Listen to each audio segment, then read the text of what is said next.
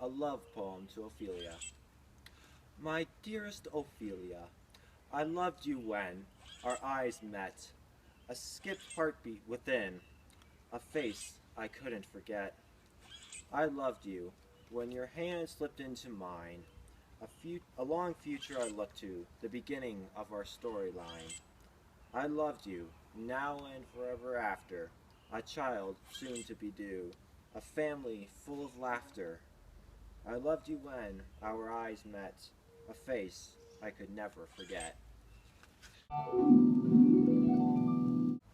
My dearest Ophelia, since my father's untimely pass and uncle's rise to the throne, I have sat amongst the castle mass with a feeling of emotional postpone. Black clouds fly above my head. My father's death has caused a stir because he was the country's figurehead. I fear Denmark has become blurred. The kingdom has gone into disarray. A sense of darkness overcome us. To my father, my uncle did betray, and to his being I now cuss. I fear much darker times are near, but as long as I have you, my way is clear.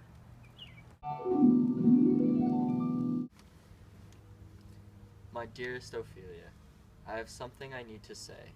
I have to decide to be or not to be mad. But I want to get this over with today, and this will probably make you sad. Your incestuous relationship with your family is troubling. Your brother and yourself are like forbidden lovers, and I can feel the jealousy inside me bubbling. Around you, Laertes persistently hovers. Your conversation with him before he left was full of sexual imagery and affectionate interplay. I am outraged with your brother's theft of the love for me that was supposed to stay. I do not appreciate the incest. Your family relationships are truly making me stressed. My dearest Ophelia, my mother has dishonored my father truly. She remarries that ancestral bastard, and with that does my father a cruelty. The art of manipulation my uncle has clearly mastered. My uncle, he is a lazy prig. We are on the cusp of war. I value his life less than that of a pig. His lack of preparation makes me sore. He is surely history's most vile king. He does not deserve the throne of Denmark. That is why I stole the signet ring, for he is not the true ruler of this monarch. For now I must retire to the castle citadel. I hear the ring of my mother's wedding bells. My dearest Ophelia, like a flower you have fragile beauty. Daisies would dance through my mind when I thought of you, yet your family believes your life is their duty. So now I can only think of Finale, Columbine, and Rue. I find it offensive how submissive you are.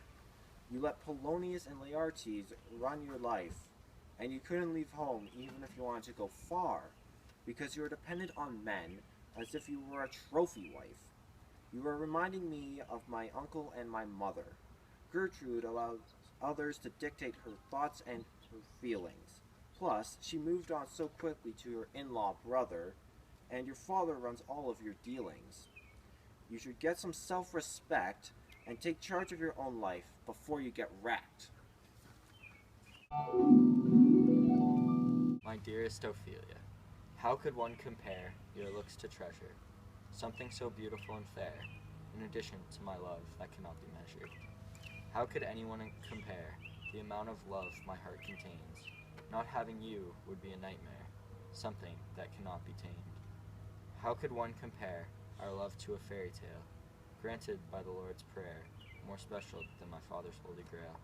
How could one compare a love that is everlasting, something we share? Thank you for joining us as we look back at these lost letters. We can see that these noble lovers' relationship was less than ideal. However, we hope you enjoyed this moment through the past.